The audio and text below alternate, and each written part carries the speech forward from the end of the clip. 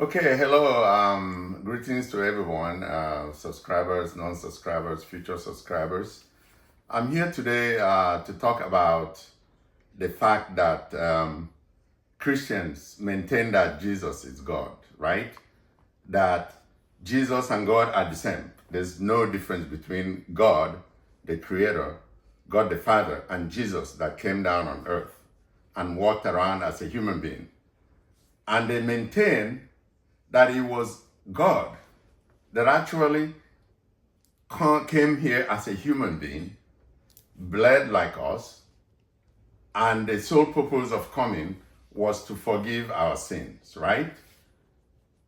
So the question, since the Christians are maintaining that God the Father was the Jesus that came here, and the sole purpose was to come and die for our sin. And we're told at the same time that God is all-knowing, all-powerful, can do and undo. So the same God had the choice also to set the condition of forgiveness of sin. God could have easily decided that God didn't want to die for our own sins, for these sins to be forgiven. God could have just forgiven sins, especially given the fact that God made us human beings as imperfect human beings. What does that entail? What does that mean? It means that when you're not perfect, you are subject to sinning. You're not perfect. Therefore, we're going to err, we're going to make mistakes, and we're going to sin, if you call it sin. The same God that has made us that way, imperfect, prone to sinning or prone to doing things that are not good in God's eye, the same God that could have made us perfect decides to make us imperfect and therefore decides to come down and die for sins that we are going to commit or have committed, so that the same God can now forgive those sins. I am having problem reconciling all this.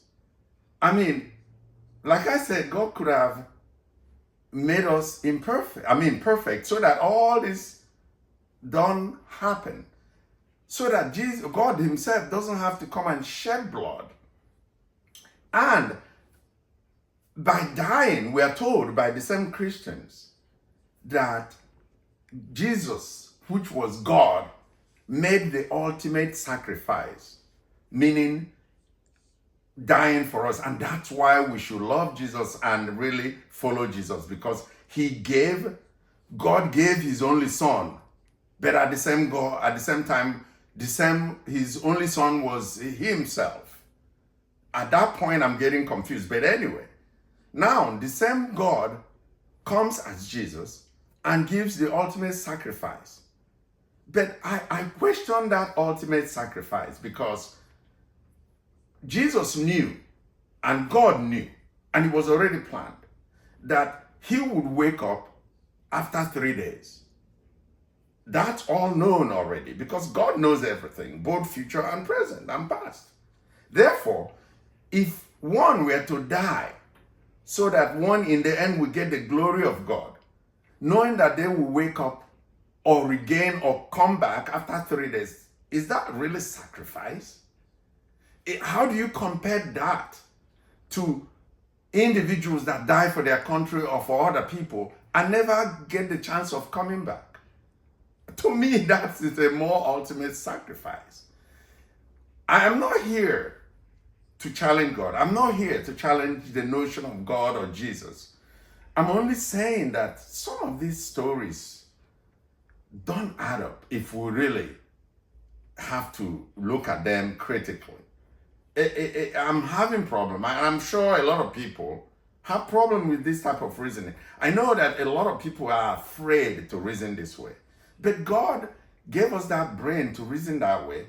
I mean, if something doesn't add up, we have to, seek or try to find ways to make sense.